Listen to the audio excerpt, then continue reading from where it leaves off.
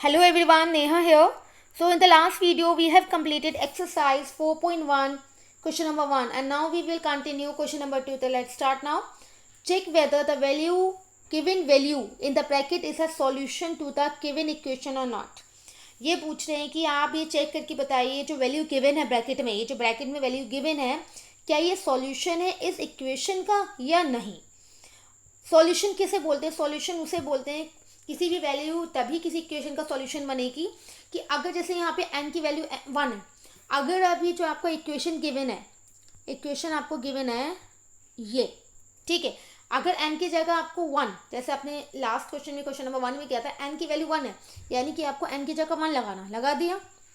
अब आपको क्या है, बिल्कुल ऐसे सॉल्व करते चलना. ये हो गया 6. क्या 6 इक्वल है 19 के? नो, 6 की वैल्यू 19 की इक्वल नहीं है. अगर लेफ्ट हैंड साइड, ये आपका लेफ्ट हैंड साइड है और ये आपका राइट हैंड साइड है, इक्वल के बाद वाला राइट हैंड साइड. अगर आपने जो ब्रैकेट में वैल्यू गिवन है वो अगर आपने एक्सप्रेशन में लगाई और लगाने के बाद left hand side right hand side की इक्वल आ जाता है, इट मीन्स आपका वो वैल्यू जो है वो सॉल्यूशन है. ठीक है, तो आपका जो ब्रैकेट में वैल्यू है वो सॉल्यूशन है इस इक्वेशन की. और अगर आपकी जो ब्रैकेट में वैल्यू है वो लगाने के बाद left hand side right hand side equal नहीं आता है, इसका मतलब है that value is not a solution of that given equation. Understood? So let's check now all the parts. First part we have checked. Second part देखिए, x की value हम w, यहाँ w नहीं है, यहाँ गलत लिख दिया है, यह n है वेरिएबल तो ये होगा n. ठीक है, मिसप्रिंट है, गलत लिखा हुआ है. तो n की वैल्यू गिवन है क्योंकि जो वेरिएबल की वैल्यू होती है वो ही गिवन होगी. n की वैल्यू -2 है तो अब यहाँ -2 लगा के देखते हैं हम. ठीक है, देखिए चलो -2 लगाइए. हमने जब यहाँ -2 लगाई है, यहाँ देखिए जब हमने यहाँ -2 लगाई है n की जगह तो 7 - 2 + 5 = 19. 7 अब 7 2 का कितना है -14 + 5 = 19. तो अब देखिए -14 + 5 +- 14 में से 5 निकालिए 9 बचा और 14 ग्रेटर है तो -9 बचा.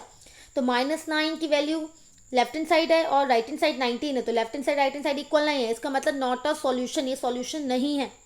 Got it. थर्ड पार्ट देखिए, n की जगह हमें लगाना है 2 तो n की जगह 2 लगाया, 7 2 14 + 5 ऐसे ही आ गया = 19. 14 + 5 19, 19 = 19. Left hand side equal to right hand side, it means yes a solution, ये सॉल्यूशन है. The given value is the solution of the equation. Now in this fourth part D part, p is given 1, p1 given है, p की जगह 1 लगाइए. 4 × 1 - 3 = 13. 4 1 = 4 -3 = 13. 4 - 3 1 is left, 1 left hand side की value आई है, right hand side की value 13 है तो नॉट इक्वल का साइन लगा. It means left hand side not equal to right hand side, not a solution. E part देखिए, हमें एन पी की वैल्यू लगानी है. ठीक है, यहाँ आपकी यहाँ आएगा putting the value of P, यहाँ पी आएगा, एन नहीं आएगा. जब यहाँ पी आया, यहाँ आपका पी आएगा. ओके, आपका पी आया, पी कर लीजिए हम. तो ये 4 पी की जगह हमने -4 लगा दिया. 4 × -4 - 3 = 13. 4 4 16, -16 - 3 = 13. माइनस प्लस 16 + 3 19 और 16 ग्रेटर है तो माइनस का साइन है तो -19 और 13. तो left hand side right hand side equal नहीं आ रहा है, अगेन तो नॉट अ सॉल्यूशन. अब यहाँ देखिए, अब यहाँ देखिए एफ वाले पार्ट में p की वैल्यू, यहाँ p ये मिसप्रिंट हो गया, यहाँ p n की जगह p आएगा क्योंकि b वेरिएबल दे रखा है. ठीक है, ये आप ठीक कर लीजिएगा. तो p यहाँ है तो p की वैल्यू 0 लगानी है तो 4 × 0 0 -3 = 13. 0 - 13 0 - 3 = 13. तो ये हो गया, 0 में से 3 निकालो -3. -3 की value left hand side equal नहीं है राइट हैंड साइड के, it means not a solution. Got it. Come on question number 3. Solve the following equation में ट्रायल एंड एरर मेथड. आपको ट्रायल और एरर मेथड से इसे करना है. अब ट्रायल एरर मेथड क्या होता है? जैसे कि आप कोई काम आपसे नहीं होता, ठीक है, तो अगर आपको कोई काम नहीं होता और आपको कुछ करना है जो आपका टारगेट है तो आप उसे पाने के लिए क्या करते हैं? व्हाट यू डू, आप उसे बार बार ट्राई करते हैं. कोई भी सपोज करिए आपको कोई भी गेम है या आपकी कोई रिलेटेड कोई भी इवेंट है, ठीक है, जिसे आप करना चाहते हैं, you want to complete it but you are not able to complete, आप कंप्लीट नहीं कर पा रहे हैं आपसे, ठीक है, तो आप क्या करते हैं, बार बार ट्राई करते हैं, ठीक है, और वन डे आफ्टर ट्राइंग 2 और 3 time, 4 time, 5 time, at a one level you will get reach, आप सक्सेस पा लोगे। सेम वे यहाँ ट्राई एंड एरर मेथड है, इट मीन्स आपको बार बार ट्राई करके देखनी है क्या, लेकिन यहाँ क्या ट्राई करके देखना है, यहाँ आपकी देखिए इक्वेशन गिवन है, ठीक है, इसका इक्वेशन गिवन है और इक्वेशन में ट्राई एरर मेथड लगाना है, इसका मतलब आपको पता है इक्वेशन में क्या होता है, हमेशा left hand side right hand side की वैल्यू इक्वल आनी चाहिए तभी वो सॉल्यूशन होता है, ठीक है। तो यहाँ आपको ट्रायल का मतलब है आपको पी की वैल्यू ट्राई करनी है, 0 से आपको ट्राई करनी है और ट्राई कर करके देखना है कि कौन सी ऐसी वैल्यू पी की है कि पी की वैल्यू लगाने के बाद लेफ्ट हैंड साइड में उसका जो वैल्यू का सॉल्यूशन का आंसर आएगा वो सॉल्यूशन का आंसर राइट हैंड साइड के इक्वल हो जाए। इट मीन्स आपको 5p+2 में p की वैल्यू ऐसे लगानी है, 0 से स्टार्ट करना है आपको, 0 1 2 3 एंड सो ऑन, आपको जो वैल्यू लगाने के बाद p की आपका आंसर राइट हैंड साइड के 17 आ जाता है, यानी कि राइट हैंड साइड की इक्वल आ जाता है, आपको वहाँ स्टॉप कर देना। इट मीन्स आप बार बार ट्राई करके देख रहे हो कि which value is a solution. देखिए हम इसे डायरेक्ट भी कर सकते हैं, ठीक है, डायरेक्टली आप कैसे कर सकते हैं, आपने सीखा है 5p = 17 - 2, ठीक है, 5p = 15, फिर आप p को नीचे ले गए, 5 को नीचे लेकर तो आपका 3 यानी कि p की वैल्यू आप ऐसे कर सकते हैं, लेकिन यहाँ हम ऐसा नहीं करेंगे क्योंकि क्वेश्चन में मैंशन है, ये हमें पता चल गया p की वैल्यू 3 आएगी, कि ट्राई एरर मेथड से करिए, नहीं तो अगर आपने इस मेथड से नहीं किया तो आपके मार्क्स डिडक्ट होंगे, ठीक है। तो आपके ट्राई एरर से यानी कि आपको स्टेप बाय स्टेप करना है लगा के। तो लेट्स सी नाउ, देखिए पहले हमने 5p+2 = 17 था, हमने पहले p की वैल्यू 1 लगाई, ठीक है, आप अगर 0 से लगाएंगे कि हमने 0 यहाँ क्यों नहीं लगाया, देखिए अगर आप 0 लगाएंगे तो 5 0 0, 0 + 2 तो ऑब्वियसली आपको पता है 17, आप 0 से भी स्टार्ट कर सकते हैं, कोई प्रॉब्लम नहीं है, ठीक है। हमने यहाँ पे 1 से स्टार्ट किया, नेचुरल आप देखिए 1 से स्टार्ट किया तो 5 1 5 + 2, ठीक है, आप देखिए 5 + 2 7, 7 की वैल्यू 17 के इक्वल नहीं है तो not a solution, got it. अब यहाँ p की वैल्यू 2 लगाई, p की वैल्यू 2 लगाई हमने, p 5 × 2 + 2 यानी कि 10 + 2 12 आया, तो ये भी सॉल्यूशन नहीं है, यानी कि 2 से वैल्यू से भी कोई काम नहीं हुआ। अब हमने 3 लगाया, p की जगह 3 लगाई, 5 × 3 यानी कि 15 + 2 17, अब 17 आ गया और राइट हैंड साइड भी 17 है।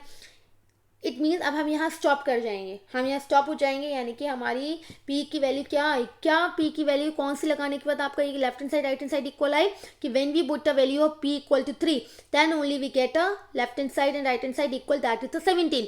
It means p = 3 is the solution of this equation. Okay, same part second part में हम यहाँ से देखिए, अच्छा अब आप ये सोचेंगे कि यहाँ से हमने 4 से स्टार्ट क्यों किया, ठीक है, हमने यहाँ 1 से स्टार्ट क्यों नहीं किया, देखिए क्योंकि हम थोड़ा सा आइडिया लगा के चल रहे हैं, ठीक है। आप स्टार्टिंग से 1 से भी स्टार्ट कर सकते हैं, 1 2 3 4 5 6, ठीक है, वो भी आपका करेक्ट है, आप 1 से स्टार्ट कर सकते हैं, कोई प्रॉब्लम नहीं है। ओके, यहाँ आप जीरो से भी स्टार्ट करते हैं, आप अगर नॉर्मल अगर नहीं है तो 0 1 2 3 4 आप स्टार्ट कर सकते हैं, ठीक है। यहाँ 4 हमने एक आइडिया वाली वैल्यू से ले लिया, ठीक है, कि 3 × 4 12, 12 - 4 -2 नहीं आ रहा है, फिर हमने 5 लगाया, 15 - 4 = 4, -1 = 4, नॉट अ सॉल्यूशन, ठीक है, नहीं आ रहा है इक्वल। यहाँ आप नॉट इक्वल का साइन कर लीजिए, यहाँ नॉट इक्वल आएगा, यहाँ नॉट इक्वल आएगा, और यहाँ देखिए जब हमने 6 लगाया तो 3 6 है 18 - 14 = 4, 4 = 4, तो m = 6 is the solution of this equation. तो m = 6 क्या इसका सॉल्यूशन है, क्या सॉल्यूशन है, m = 6।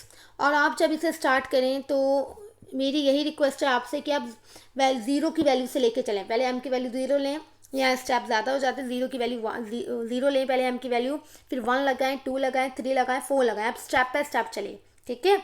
ऐसे ही आप ट्राई एरर मेथड में स्टार्टिंग से चलिए, ठीक है, यहाँ पे आप 0 से स्टार्ट कर सकते हैं, 1 2 3, ठीक है, या क्योंकि हम 0 हमने शो नहीं किया क्योंकि हमें पता है वो वैल्यू 0 हो जाएगी, वो छोटी हो जाएगी, इसलिए हम डायरेक्टली 1 से कर लिया, ठीक है। तो ऑब्वियसली अगर आप 0 से तो कम से कम 1 से तो आप स्टार्ट करें, ओके। 1 2 3 4 5 6 मैंने यहाँ शो नहीं किया क्योंकि मेरे पास स्पेस भी नहीं थी, ठीक है। आई होप कि आपको एक पार्ट समझने के बाद दूसरे पार्ट समझ में आ गया होगा कि हमें 1 से स्टार्ट करना है, ओके।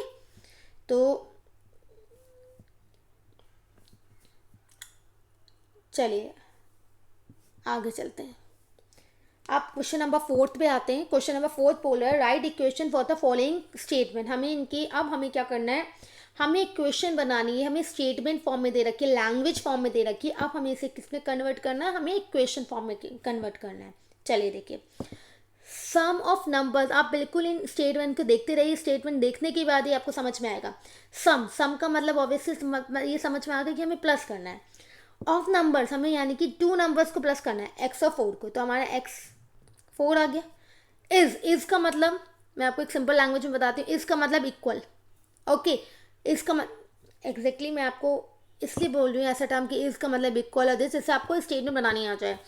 इज इक्वल, इसके प्लेस पे आप इक्वल लगाएंगे और इक्वल, फिर 9 लिखा तो 9, पर स्टेटमेंट देखते जाइए, लिखते जाइए। तो x + 4 = 9। नेक्स्ट देखिए, ये लिखा है 2 सब्ट्रैक्टेड फ्रॉम y। फ्रॉम में क्या होते हैं, बाद वाला पहले लिखते हैं, ठीक है। तो अब यानी कि y में से 2 माइनस हुए, यानी कि y - 2। इज का मतलब इक्वल 8, तो y - 2 = 8। नेक्स्ट 10 टाइम 10 ही हो गया। टाइम्स का मतलब क्या होता है, हमेशा इनटू, याद रखना। 10 टाइम्स का मतलब इनटू। ए लिखा है, ए आ गया। इज लिखा है, इक्वल आ गया। 70 लिखा है, 7a = 10a = 70। नेक्स्ट देखिए, नंबर बी, एक बी नंबर है। डिवाइडेड लिखा है, तो डिवाइड का साइन लगाते हैं। ऐसे लगाती है या ऐसे वाला साइन भी लगा सकते हैं, दोनों करेक्ट है, ठीक है, कोई भी लगा सकते हैं। तो हमने लगाते बी डिवाइडेड बाय, आप डिवाइड का साइन भी लगाते। 5 आ गया। गिव्स का मतलब भी इक्वल। गिव्स रिजल्ट, इसका मतलब वो रिजल्ट आया, इक्वल की बाद वाली वाई, ठीक है। तो आप इन सारे टर्म्स को याद रखिए। तो b डिवाइडेड बाय 5 = 6। नेक्स्ट देखिए, फिफ्थ है 3/4 th लगा होता है, यानी कि वो चीज डिनोमिनेटर में, पता है ना आपको। ऑफ का मतलब इनटू, t इसका मतलब इक्वल 15, यानी कि 3/4 × t = 15। नेक्स्ट देखिए 7, 6 वाला 7 आ गया। टाइम्स का मतलब मैंने बताया था मल्टीप्लाई, m आ गया। प्लस लिखा है तो प्लस आ गया। 7 लिखा है, 7 आ गया। गेट्स यू, जो इज गिव्स गेट्स, मैंने कि जो आंसर मिला वो इक्वल आ गया। गेट्स यू का मतलब इक्वल 7 अंडरस्टूड। नेक्स्ट आइए 7 वाले पार्ट पे आइए। हमारा 7 पार्ट है 1/4, हाँ हमारा 3/4 6 हो गया ना हमारा। 7 पे आइए। 1/4, 1 का मतलब है 1, 4 का मतलब डिनोमिनेटर में आया। ऑफ का मतलब इनटू, अभी पता है मैंने। नंबर x है, माइनस दे रखा, माइनस लिख दिया। 4 लिखा है 4, गिव्स लिखा है इक्वल 4। ओके, अगर आप स्टेटमेंट में देख के लिखेंगे तो आपको स्टेटमेंट बनाना बहुत ईजी जाएगी। If you take away 6 from, अब टेक अवे जो चीज़ निकालते हैं वो चीज़ बाद में आती है, क्योंकि फ्रॉम के बाद जो स्टेटमेंट लिखी होती है, बच्चे गड़बड़ कर देते हैं, ये नहीं होनी चाहिए मिस्टेक। कभी भी फ्रॉम दिख जाए तो हमेशा माइंड में आना चाहिए बाद वाला पहले लिखना है, ठीक है। तो फ्रॉम की बाद वाला पहले लिखना, और ये पता चल गया हमें टेक अवे यानी कि -2 होगा। अब फ्रॉम की बाद वाला देखो पहले, 6 टाइम्स y, 6 टाइम्स का मतलब इनटू y। अब टेक अवे 6 को निकालना है, यानी कि -6। यू गेट का मतलब equal 60। Got it. Next, if you add 3 2, हमें ऐड करना है 3 को, ये तो समझ में आ गया। हमें ऐड करना है, किस में ऐड करना है, 1/3 ऑफ z। 1/3 ऑफ का मतलब इंटू z, 1/3 ऑफ z में हमें ऐड करना है 3 टू गेट 30 मिलने के लिए। I hope you have understood. चलो, now you can see the solution here. Solution I have done here. You can see the solution form here. यहाँ ये मत सोचिए कि यहाँ पे 1/3 बोला था और यहाँ z/3 लिखा है, तो बात वही हो गई। जब आप 1 से मल्टीप्लाई करेंगे तो z ही आएगा, ठीक है। तो आप ऐसे भी लिख सकते हैं, किसी भी वे में लिख सकते हैं, बोथ आर करेक्ट। तो here we have complete question number 3 and 4. Now question number 5 we will continue in the next video. Thank you.